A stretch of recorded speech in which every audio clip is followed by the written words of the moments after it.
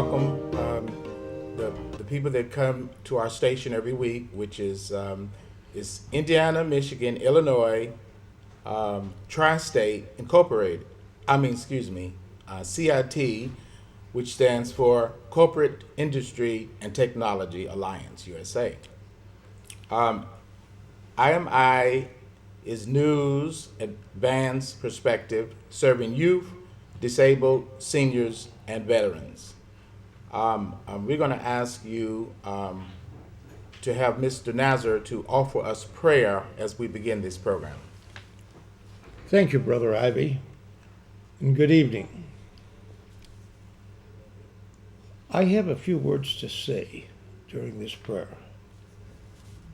The next time you think God can't use you, please remember Noah was a drunk. Abraham was too old. Isaac was a daydreamer. Jacob was a liar. Leah was ugly. Joseph was abused. Moses had a stuttering problem. Gideon was afraid. Samson had long hair and was a womanizer. Rahab was a prostitute. Jeremiah and Timothy were too young. David had an affair and was a murderer. Jonah ran from God. Naomi was a widow. Job went bankrupt. Peter denied Christ. The disciples fell asleep while praying. Martha worried about everything. The Samaritan woman was divorced more than once and was living with someone she wasn't married to. Zacchaeus was too small. Paul was too religious. Timothy had an ulcer, and Lazarus was dead. And Jesus helped them all. Now, there's no more excuses. God can use you to your full potential. Besides, you aren't the message, you're the messenger. And one more thing, go to church. And if you don't have a home church, please come to mine. Trinity Church, located at the corner of 6th and Franklin, church with the big red doors, Michigan City, Indiana. And in the circle of God's love, God is waiting to use your full potential. And he's doing that with our wonderful guests that we have here today. Stacy Treckless, who I should say Dr. Stacy Treckless. She's also a professor at Purdue. And she's president of the Independent Cat Shelter. And with her is Roberta Josias, who is one of the directors of the cat shelter, and helping them off camera is Jennifer Stahl, who will be handling some of these animals. And we ask God to bless these ladies in their endeavors and bless us all. We'll do the pledge now. Yes, we're going to ask you to stand while we do the Pledge of Allegiance.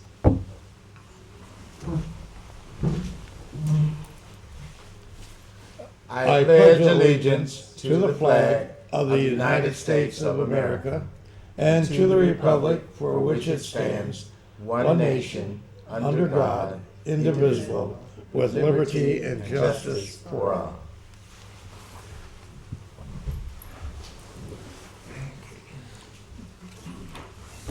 Since Mr. Nizer invited people to this broadcast, we would like to get a chance to hear and to see what they would like to show us and what they would like to say. So we turn back over to Mr. Nizer. Thank you, Brother Ivy. These ladies are representatives of the Independent Cat Shelter. Now, what makes this shelter unique is it's not like some shelters that kill animals. These people love animals. They are a no-kill shelter, and they're doing the Lord's work because animals were put here to help man, not for man to abuse or to kill. And I'm going to ask Stacy to tell us a little bit about the Independent Cat Society.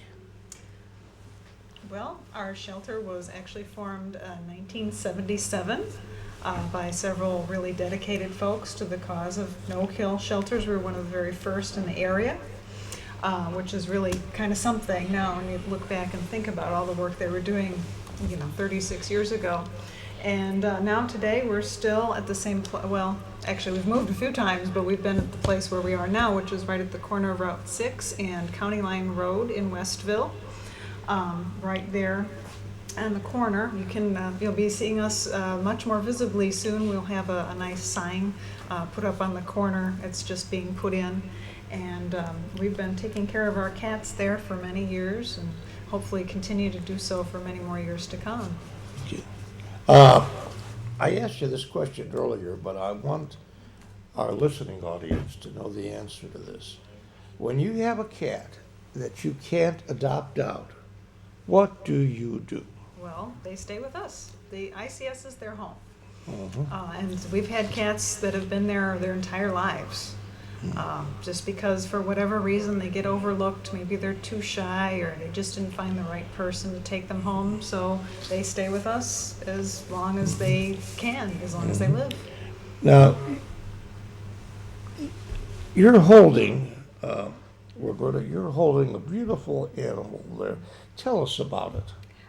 This is Cabbage, and Cabbage is a young, beautifully tempered, amazing guy who's playful yet quiet and sweet, and actually was ready to take a nap right now.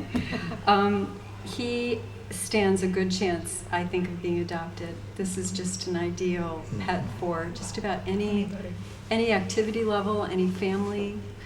Having an animal like that is very healthful. Yes, it is. Because it will help reduce people's blood pressure and stress levels. And that's why I'm proud to say that I have shelter animals. I have a shelter dog, a pit bull who sleeps with my cat. And That's the way we like it. I'm very blessed that they are both gentle creatures. Now, you have a couple more animals here. Yes, we do, and we'd be happy to show them. Although Cabbage does enjoy the spotlight. Cabbage All is right. definitely a Is right spotlight. here. Isn't Right he here. just a beautiful cat? Yes. Yes. And he's part of our Back in Black promotion this month. Okay, tell us about that. During the month of May, usually our adoption fee is $75, and that would include all their vaccinations, and they are spayed and neutered and microchipped before they leave our facility. That's true for all our animals. But with black cats this month, we're offering a special of $45. Well- And that's, to help promote black animals, because black animals traditionally don't get adopted at nearly the same rates. I know when I had my animals spayed and neutered and given their shots, it cost a lot more than $75. How do you do this? Well, we have several vets in the area, including Dr. McAfee in Valparaiso and Dr. Reed in Chesterton, Dr. Bailey in Michigan City here, who have been very generous in helping reduce our vet costs with discounts and things of that nature. But you have over 200 cats. It must cost a fortune to feed them. It sure does. Yes, it does, and that's why our fundraising efforts are ongoing and ongoing.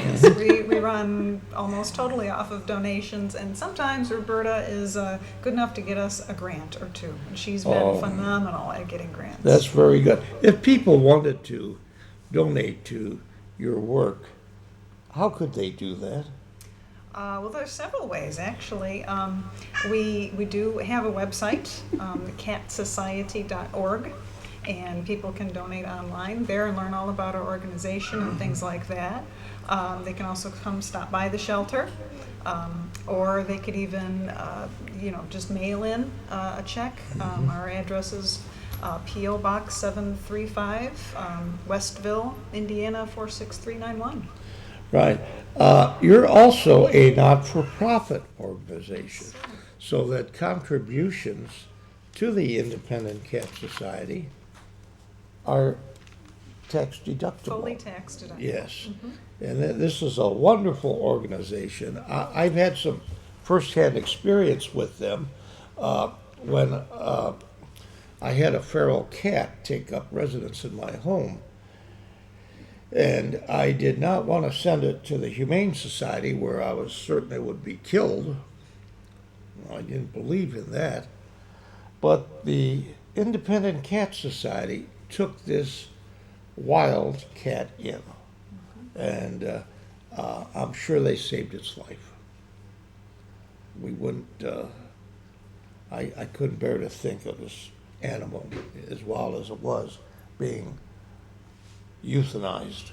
That's against my religion. Now, tell me about these two little cats, these kittens. They are little guys, yes. This is Painter, and that is Tiger. This is Tiger. Yeah. And Tiger is just, he is ready to go They and are just ready to adorable. go. Is he neutered and everything? Oh yes, all of our cats and kittens are spayed or neutered before they go home. So we're ready to roll. Okay, so let me get this right. If you adopt a black cat, it's only $45, and that fee includes the neutering or the spaying, all the shots, they're microchipped, Yep. Yes. and they're ready to go. They are. Yes. There's also a free vet visit included with that. Oh, too, my with goodness. Participating vets. We just want to make sure that when they go home, we do everything we can, but we want to make sure you have a healthy pet. Now, what if the animal doesn't work out? What then? Let's say somebody decides to come and adopt a cat. And for some reason, that cat doesn't get along with them.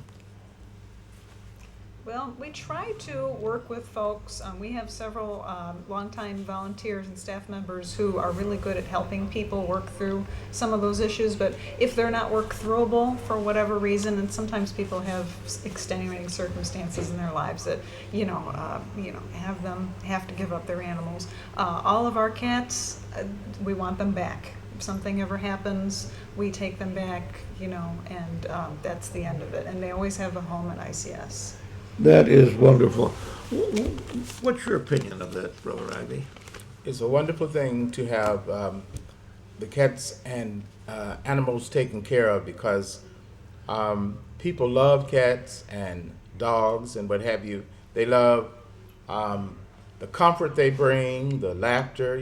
Sometimes a cat will do some funny things, some strange things. And sometimes they love to jump certain heights. And then sometimes they look like they're hiding and looking at you at the same time. So it's like amazing to have this gift from the Independent Society of Westville. And we applaud what you're doing, and we wish you the best as you continue on serving the public and the animal kingdom. Well, is there anything else you would like to add? I think if people are interested in donating, not necessarily money but time, we always have a need for volunteers and people to help with our different activities, even holding, fostering, fundraising. Yeah, fundraising is a big part of what we do. We have an event coming up next weekend at Coffee Creek in Chesterton there. We're having a big 5K run and walk, of course. You can walk too. And you can even bring your dog and do a 1 mile dog walk with them. So yeah, we like all the different animals, not just kitties. Now, if someone wanted to volunteer or to donate money, tell us again the address where to send it. The address to mail would be P.O. Box 735 in Westville, 46391. Or if our shelter location is 4061 County Line Road in Westville, and you can stop in, talk to us. And our website address is catsociety.org. Very good, very good. And these are, in fact, my cat looks like this. It's a beautiful cat. Yes. Costs a lot more than $75. So. But it's worth every penny, isn't Yeah. it? Oh, yeah. Oh, Here's, This we is have just Skeeter. one more guy to show. Oh, And yes. this is a beautiful, beautiful young male tabby named Skeeter. And Skeeter is just the sweetest, most loving animal you'll ever find. He just loves people, loves other cats. He's just ready to roll. And he's got these bright, beautiful stripes on his legs. So Yes, he does. He he's certainly he's does. a love. Great mark. He's Yeah. a love. Oh, look, he's like a Oh. little tiger. Yes. Yes, Yes. and his story is kind of interesting. He basically survived all winter in a dumpster behind Kibble Kitchen, which is a pet food pantry in Portage. And the manager of Kibble Kitchen, Michelle Duca, rescued this guy and then couldn't keep him when the pantry moved. So she brought him to us, and he's a survivor and a lover all at the same Yes, he time. is. Well, that is wonderful. God knows life would certainly be dull without animals. It would, And yes. you ladies are to be commended. You're doing God's work here on earth. And on behalf of IMI and also Brother Jamie Van Smith, who couldn't make it today because of prior commitments, but I know he would have enjoyed meeting you and these beautiful animals. We'll take a station break right now, and we'll be right back. Meow, meow, bye-bye. Okay.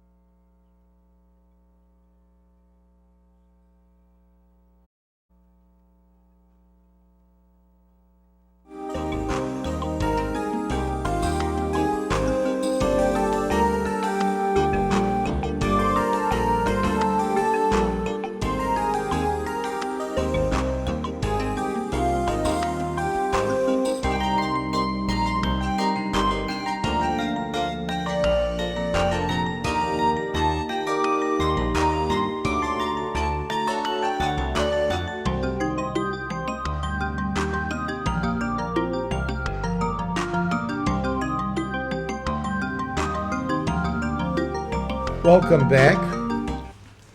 With us today is Mr. George Dobie, who happens to be a trustee at the First Congregational Church of Michigan City, Indiana. And we're here to call particular attention to the historic 1891 Roosevelt Opus 506 Tracker Pipe Organ. This is really a national treasure, and it has been designated a treasure by the several different organ societies. There's only 30 of these left in the United States. One of them is here in Michigan City. And just to give you an idea, to replace this organ today would be well in excess of $1 million. I'd like to ask George some questions about this organ. And George, perhaps you could tell us how you came to get acquainted with this organ and how your wife was an organist for several years on this. Oh, okay. Talk now. Yeah. Yes. Okay, well, I've got a lot of stories, so, if I go off track, put me back on. In terms of history, my wife, Ann Taylor Dobie, we met Muskingum College, 1961 graduate. Now, she was a math major, as was I, but she took a minor in music, piano and organ, and actually she had more hours in music than in math. Two of her professors, Wilbur and Kay Schnitker, were piano teachers and organ teachers at Muskingum College. And one time we went back for a reunion, and I had one of these brochures about the Roosevelt Pipe Organ, and I showed it to them, and they got all excited. He says, "You have a Roosevelt?" And we didn't know what a Roosevelt was. We moved to Michigan City in 1988, lived in Long Beach for a number of years, And Ann, before she even got to town, she became the organist at First Congregational Church, which is 531 Washington Street, a historic church. And history-wise, you mentioned that, Bill, the church and the organ are listed on the National Register of Historic Places. It was sort of unusual. Normally, they just do buildings and places, but not organs. But because the organ is, you can't say it's part of the building, but it's, screwed to the walls, it's going to take a while to get rid of it. Get it out of there. So that's how Ann came to Michigan City. We discovered that the Roosevelt Pipe Organ was in fact, I'm going to call it a national treasure, and that's, that may be conjecture. You ask people what's a national treasure, and everybody's got a different take on that. But from a mechanical standpoint, this is in fact quite a mechanical gadget. The thing is like 3 stories high, weighs 10 tons, footprint is like 15 by 15, and the engineers that come to see that, they're just enthralled with the mechanics of it.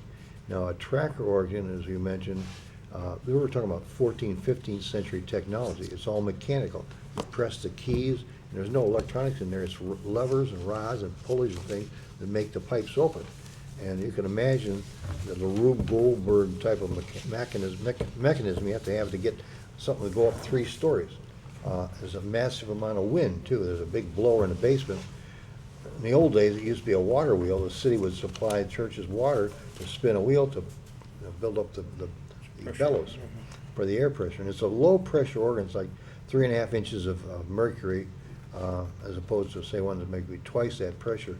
But sometimes, you've heard the term pull out all the stops. Well, in a pipe organ, this one it's a larger one. They go in 1, 2, 3, 4 manual. This is a 3 manual organ. You got three keyboards there, and you pull out the stops. Are like 27 stops, I think, or 27 ranks. You pull them all out. The wind, there's not enough actual wind in the thing to get all the way to the 3rd story. So the organs will be playing away, and sometimes, this long chords, long notes, the thing will actually dwindle. But a good organist, they call it registration. They got all these stops, and a good organist, a top-notch organist, will dance with these stops so that they're not all at the same time in different blends and combinations. So mechanical-wise, it really is a wonder. After the water wheel went away, there's a big flywheel crank in there. So back in the old days, you had some kid back there cranking this thing. The wheel weighs like 300 pounds. Now, it's not used now, but it's laying back there in the organ chamber, along with some of the wooden pipes. One mechanical thing about these things, it was called a tubular pneumatic, and the wind was actually piped through wooden pipes, channels like a heat duct, backwards, forwards, upstairs, downstairs. But wood was very problematic because it would humidity, crack, there'd be leaks. The billows in this thing are just like 2 twin bed or 2 king-size beds put together, and the wind comes in and it raises up like a foot or so, and then there's bricks. They put paving bricks on top of it as ballast to push it down to maintain the pressure. So anyway, the kid would be back there cranking away this thing, and there's a little dial on the key desk where all the keys are and the stops, and it tells you the wind pressure. So I don't know how the organist would either yell at the kid or ring a bell or something, and the kid would have to crank harder to keep the pressure up. Mechanic-wise, not much else to tell about it. It's one of those things you have to go and look at to see, to appreciate the mechanics of it. How many pipes? Well, pipes, okay, pipes start off with saying it's a 3 manual organ. There's, I think, 27 stops or ranks. Now, a rank usually is about 61 pipes, not always the same. So it adds up to about 1,540 pipes. It's a big organ, but not the biggest. Some of the big ones might have 5,000, 6,000, 7,000 pipes. Roosevelt, for instance, was a premier organ builder between 1870 and 1890. At the time, they built some of the biggest organs in the world. The Auditorium Theater downtown Chicago had a Roosevelt Pipe Organ, Opus number 400. At the time, it was the biggest organ in the world. Now, that one has since been removed. As you might well imagine, they're very high maintenance. They're difficult to maintain, and they cost a lot of money. The Auditorium Roosevelt Pipe Organ went to Bloomington, Indiana, the good music school down there. It's since caught fire and it's gone, it's trash, which is a problem with a lot of these things. I think you mentioned that there's only 30 of these left. Well, Roosevelt built about 550 organs in his lifetime. They're like brothers. Hilborn, the older brother, Franklin, the younger brother. Just, amazing story in itself. These two guys died before they were 40 years old. So in a span of, a short period of lifetime, they built over 500 of these world-class organs. Now the big ones, 3-manual, 4-manual organs, there was only about 100 of those made. And as near as we can tell, there's a guy named David Fox. He wrote a book and he chronicled all these organs, wherever they're at. And ours is Opus 506, toward the end of the run. And that one's right here in Michigan City. What I started to say, I guess, is losing my trains of thought here. This is a wonderful organ, George. And one thing we'd like to point out is that you and your wife, who happens to be an excellent organist herself, are part of a group that I believe it's on Wednesdays during the summer. You give free organ concerts at the church. And most of the organists who will be playing at these concerts are world renowned. And one of them, I'm happy to say, is organist from Trinity Church. That's Professor Wolfgang Rupson. And he's a former organist at the Rockefeller Chapel at the University of Chicago. And he's a professor, retired professor of music at Northwestern University. As well as he's internationally known and has won several awards in Europe and around the world. And we're blessed to have him not only at Trinity, but also playing this wonderful organ that we would like to see preserved, obviously, at whatever it takes. And George, maybe you could tell us some of the problems that are inherent in getting an organ like this back into the original shape. Okay, I think inherent would be, first of all, the cost. Cost a lot of money to build and maintain. And if you ask somebody, and I ask a lot of people, do you have a pipe organ, or you have an organ in your church? And they say, well, yes, we have an organ. Is it a pipe organ? They don't know usually, because it may be an electronic organ.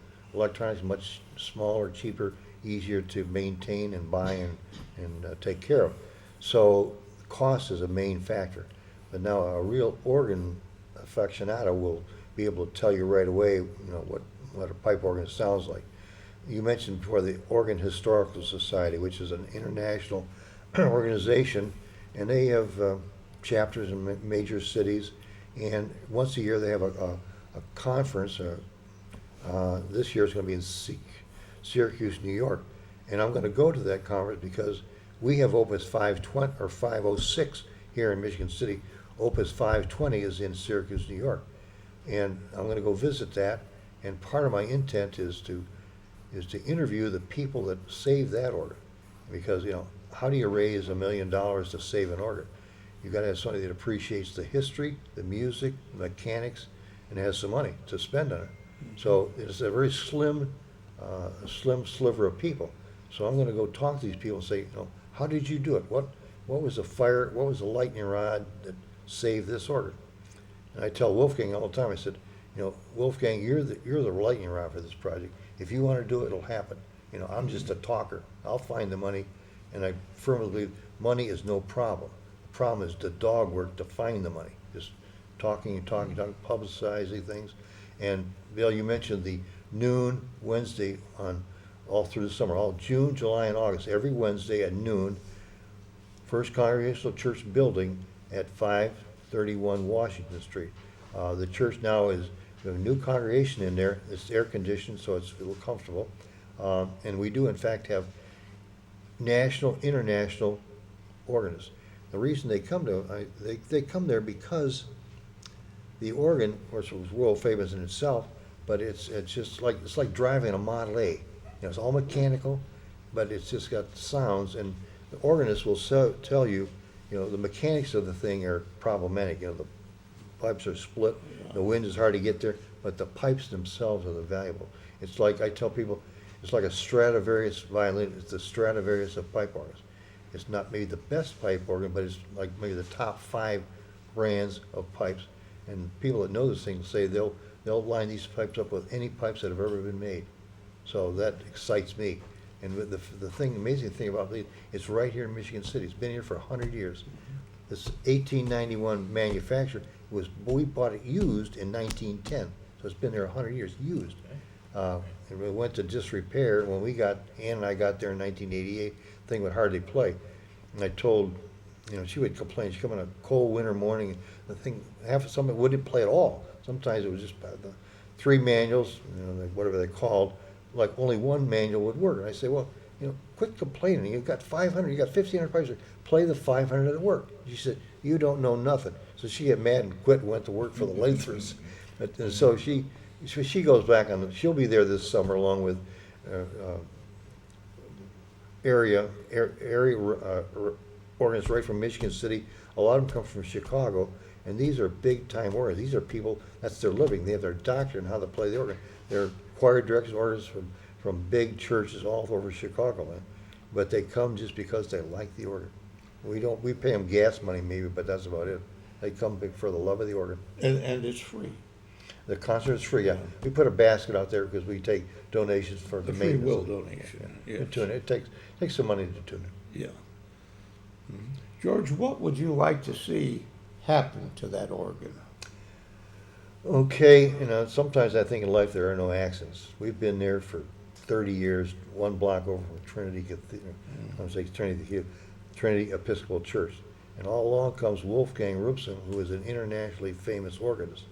And he likes that organ. So I said one day, Wolfgang, how about we give you this organ? A little facetious, because, there's a little bit of money involved, but he looked at me, he says, that organ is too big for the Trinity Church. It's too big? Yes, there's too much sound. The Congregational Church will seat 200 people. That organ will fill up a hall with 600 or 700 people. There's that much noise to it, that much music. So he said, well, we can't put it in a church. We've got a nice little organ there, and it was sufficient for the church itself. But he says, however, Barker Hall. Now, Barker Hall is 1929, masonry building, hard walls, hard ceiling. The acoustics in there are perfect. Matt Kubik, who's a junior warden there, said, let's take a look at it. So they did measurements. The thing would fit in there. Let's move a little pipes here and there, but it would fit there. Well, but the problem is, we'll move it 1 block over. Well, not so easy. When you do a job like that, you got to get an organ builder that knows what they're doing, and not only are big enough to do this kind of a job. So they got to take the thing apart, they put it in semis, take it down to, say, Champaign or Banner or Iowa someplace, put it all together again right in the shop and fix it. Tune it, voice it, they call it, and make the thing work again. Then we're happy with it. They take it all apart again, put it in crates, take it on semis, and back to, say, Barker Hall, 1 block away. Now, that's a very labor-intensive proposition. It might take 2 or 3 months just to do that. So you can imagine the money involved. And the first estimate we got is $800,000. So, where do you get $800,000? First thing people say, well, how much is it going to cost? We can't afford that. Well, that's why I'm going to Syracuse, New York, because those guys did it. There's all sorts of success stories over the country, people that have done it. But you've got to excite somebody that likes pipe organ music, likes the mechanics, likes the history of it. So that's It would be wonderful to see that organ remain here in Michigan City. exactly. If nothing else, it would serve as a reminder that, of course, I'm partial to church music anyway. Well, church music has to be played on a pipe organ to be real. That's what the pipe organ was invented for. Exactly. Yeah. That's why I say it's basically this organ here. This one is 14th, 15th century technology. Yeah. It's mechanical and wind. That's it. Yeah. It's been amended over the years. I mean, you can't live with the wooden pipes that are split and leak air. The leather gets old and has to be replaced. So there's a few little electronic components in that thing. We had it rebuilt, rehabbed in 1999. Rutt's Organ Company in Minnesota came down and did it. We spent $180,000 just to save the thing, just to make it work. And I told Russ, I said, all I care about is make it make noise, because I'm not a musician. Andy's a musician. And, backing up, going back to Muskingum College in 1961, the only reason I'm sitting here today, and if I have any appreciation for pipe organ music, because of her training. Michigan organist, right? Yeah. So come out and see Annie. I think the first Wednesday is Brother Ben Basil, and he's an organist from, I think, Holy Name Cathedral in Gary, or plays there anyway. He's from Gary, or Hammond Whiting, one of those. Annie will be playing the second Wednesday in June. But then all summer long, every Wednesday, noon, and it's world-class organ music. That's my story, and I'm sticking to it. Well, It's wonderful. years ago, I had the opportunity to play that organ, and it was a thrill. It's unlike any other organ. Hard, Oh, yes, hard but action. what wonderful music. And the nice thing, hopefully someday this organ will be in Barker Hall. There's no carpet there, so that the acoustics would be perfect. Exactly. And you shouldn't carpet churches anyway, you should carpet bedrooms. But the sound would be just Yeah. magnificent. Well, that's what Wolfgang says. He said it's perfect, and he's funny sometimes. Like, and well, you say you played the thing. I didn't realize that, but I'll put you on the spot here. But our schedule's full up for this summer. Yeah. But I'm going to talk to you about next summer. Well, I couldn't begin to compare to someone like your wife or the Wolfgang. But I was just a fill-in for I know somebody. as long as you can play. I mean, Yeah. most of the audience is not. I mean, I can't tell a good organist from a mediocre organist. As long as it's making noise, I can play a Yeah. hymn or two, and we do that too. Yeah. Incidentally, basically it's Bach, Buxtehude, Philippi, Yeah. those Yeah. guys. Yeah. But Annie, and I can't get her to do it anymore. But she has a really knock your socks off rendition of La Bamba. If you can Really? imagine La Bamba on the pipe organ, Yeah. I mean it's really. And when she played it a couple of years ago, I noticed normally people sitting there listening to Bach, very quiet, and Buxtehude, all those guys. It's you can't call it somber music because some of it's upbeat. Yeah. But normally they just sit there very quietly. She started playing the Bamba. Head started to bob. People were tapping the back of the pews. People were stamping or Really? patting their feet.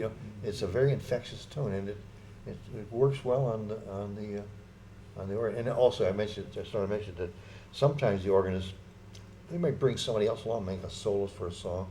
A lot of times they'll play a hymn too.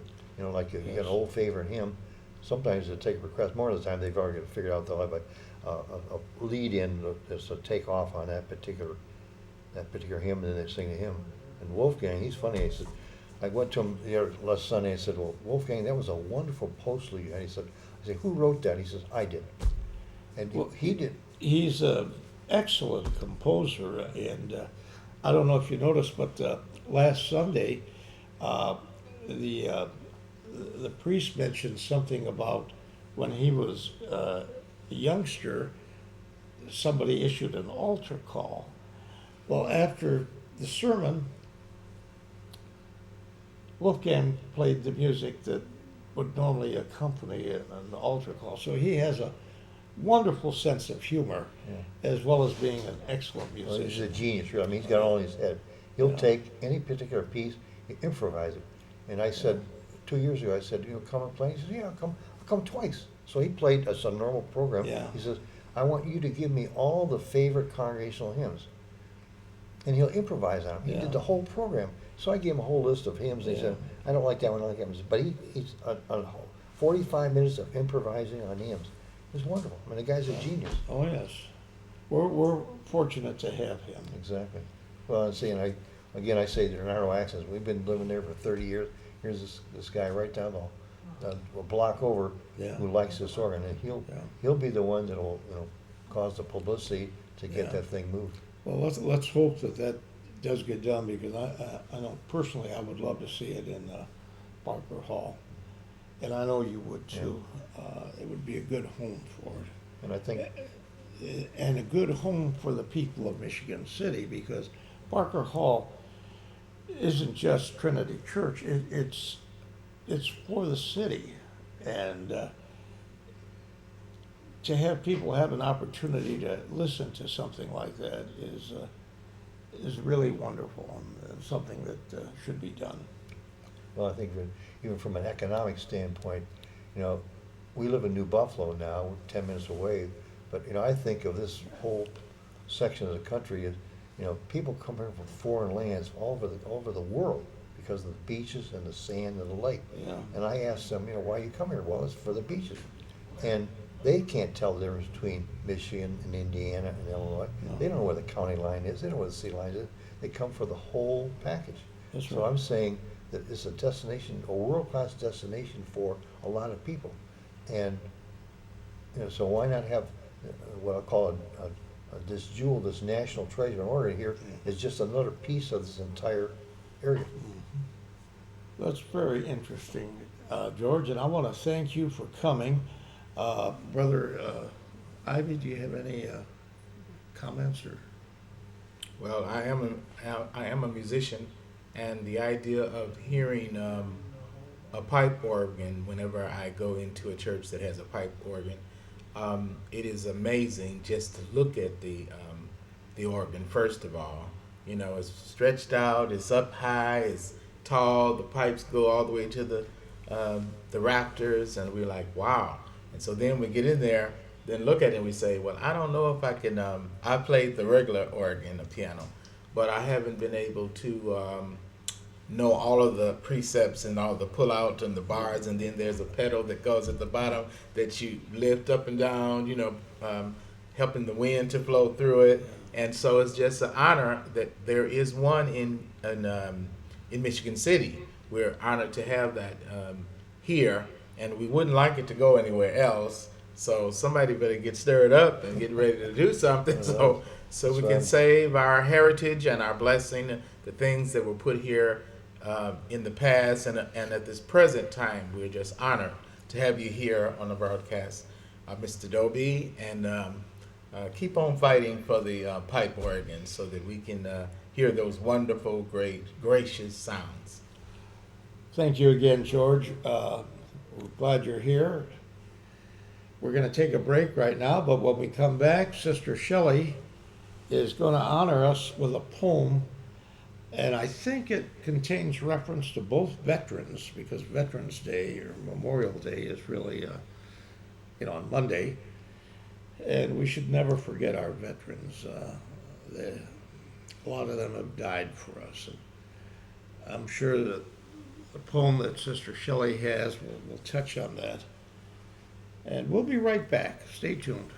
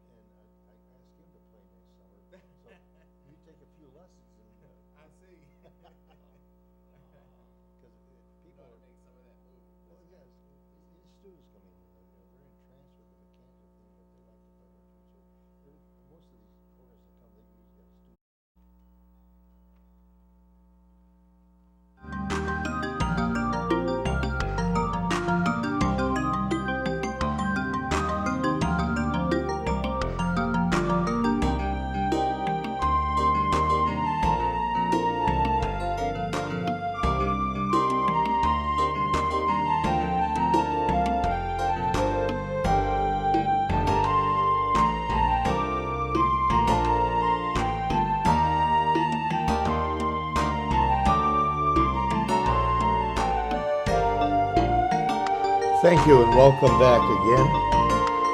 We're here with Sister Shelley, our poet laureate, and she has two poems today.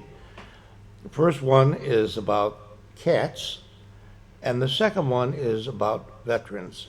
Sister Shelley, it's all yours. Greetings, I'm Esther Shelley, poet laureate and co-anchor of IMI. And first I will say the poem about animals, and I thank God for the independent cat society that came and was before us. If I was a cat, I'd want to live. Meow. I would appreciate the food that people would give.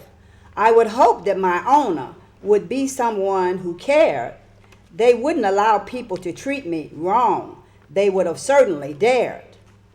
I'd like to live my 9 lives happy and free.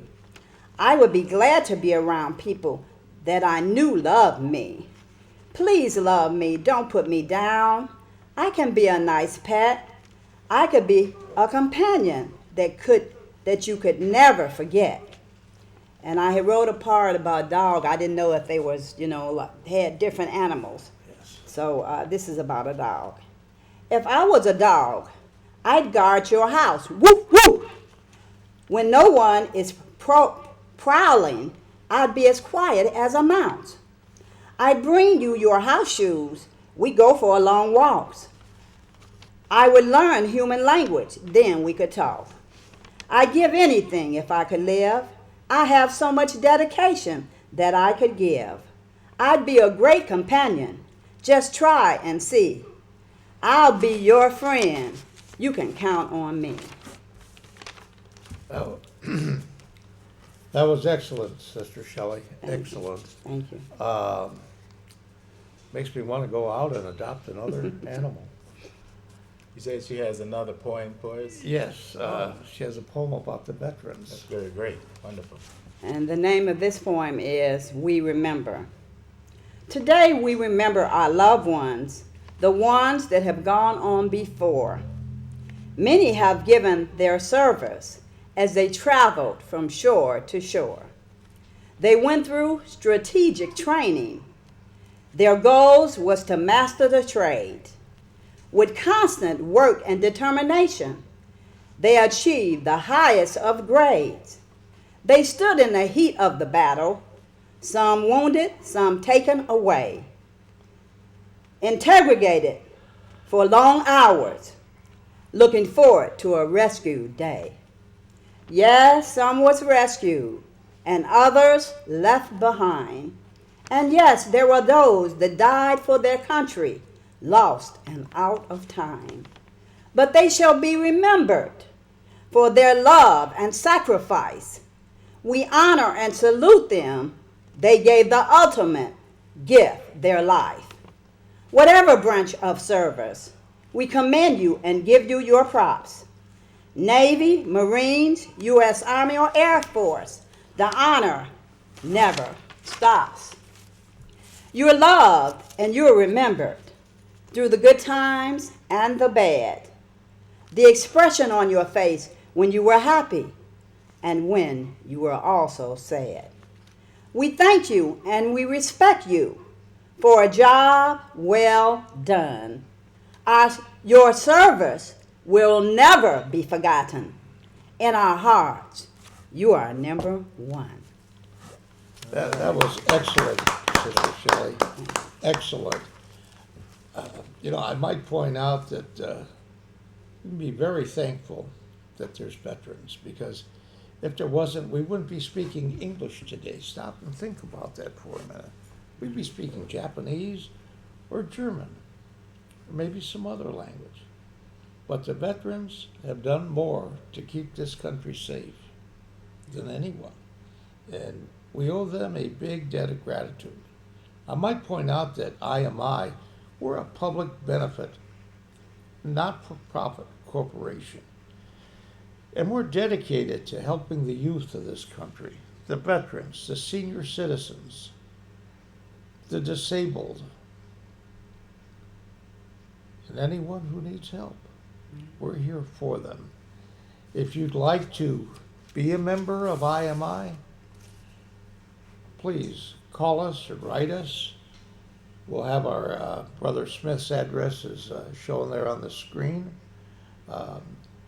Jose Van Smith 47 at yahoo.com, or we can do it at P.O. Box 245, Michigan City, Indiana 46361. Or if you'd like to donate your services, we could use your help. We have a lot of things in store and planned for Michigan City, and indeed for the Indiana, Illinois, and Michigan area. And God willing, we're going to do everything we can to help everyone. Now, we have upcoming guests coming up in the weeks ahead. One of them is the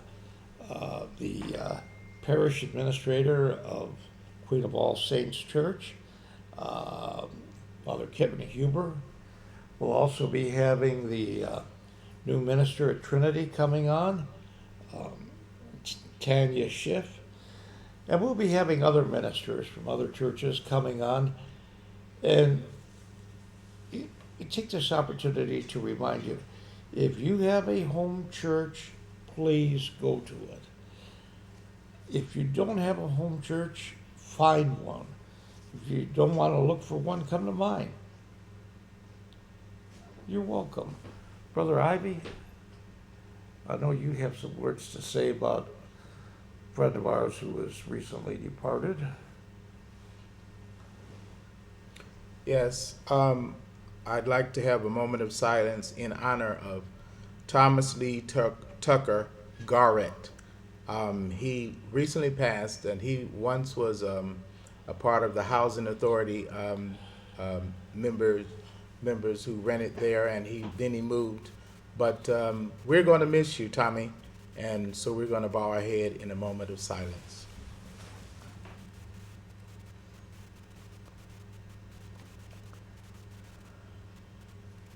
Thank you. Rest in peace, Tommy. Also, I'd like to talk about the veterans. Veterans, we all honor you today. The veterans, in short, the word vet is in short for veterans. Veteran is one with a long record of service in a particular activity and capacity. 2, one who has served in the armed forces. Veterans Day is November the 11th, and we have a holiday commemorating the armed forces ending for World War I in 1918 and honoring veterans of the armed services all over the world. I want to let you know that we honor veterans that have served with parades, songs, holidays. We celebrate our veterans in using bold hats, shirts, and emblems that proudly display our flag. We also use words to describe the respect we have for our soldiers. Words like honor, duty, service, enlisted, honorable, discharged, the Purple Heart, 10 years of service and active duty, to name just a few. Concerning Memorial Day, which will be May the 26th, real soon, if you live in a patriotic city or state, the flag has already been waving. Here in Michigan City, Indiana, on Michigan Boulevard, on all of the light poles, the steel light poles, we have flags on both sides of the street, and they are proudly blowing in the wind as the sun beams down on a glorious day to come. On Memorial Day, we hold the Army, Air Force, Navy, and military personnel and veterans in our memory in high regard, knowing that they are the first line of defense, and without their ultimate sacrifice, that we live in America would not experience the quietness and the peace that we have now. They are keeping us safe while we celebrate Memorial Day. Let's keep our men and women of service in our prayers. We thank you so much for that, and I wanted to say something about the people that have been supporting IMI, which is Mama Rosa, a family restaurant, the wheelchair shop. We have Burgess Motors, serving LaPorte County over 40 years, Walden Auto 2, Complete Auto Repair and Towing, Start Body Shop, Collision Repair Specialist, King Gyro, Great Fresh Taste. Of course, we have the Senior Volunteer Service Network at IMI side, willing to do what we can to support IMI in its endeavors. We have great deals on wheels, the big boy toy store, and there are 3 locations that we have of that. We have Mimo's, House of Pancakes, and Restaurant. And we'd also like to give a shout out to WIMS AM Radio 1420, Talk of the South Shore. Thank you, brother. Speaking of veterans, I'm sure some of you are aware that there's been a little bit of a scandal in the VA in that some of our veterans have been shortchanged when it comes to getting medical care and treatment. There is absolutely no excuse for that. If a man is willing to serve and die for his country, the least we can do is see that he gets properly taken care of. I urge all of you to call your congressmen, your senators, anyone you can think of, even the president, and let them know that this will not be tolerated. Our veterans must come first, always. I'd like to thank Alco Television and Dan and everyone who's been a part of this program. I'd like to thank our guests and my illustrious co-anchors, Brother Ivy and Sister Shelley. This program would not be a program without them. And we remember today also Brother Jamie Van Smith, who unfortunately couldn't be here today because of prior commitments. God bless America and God bless you. Thank you. As we close this broadcast, I'd just like to say that Indiana, Michigan, Illinois, Indiana Tri-State is for a new and advanced perspective, serving youth, disabled, seniors, and veterans. IMI is advocacy, information, news, culture empowerment, jobs, and inspiration. Your source for corporate, industry, technology, Alliance USA. Tune in to the broadcast on Channel 99, Alco TV, television, which is Thursday at 4 p.m. and Saturday at 7 p.m. And your producer of this show is Jose Van Smith, executive producer, and we welcome you to contact us whenever you're able to. Thank you for a progressive day.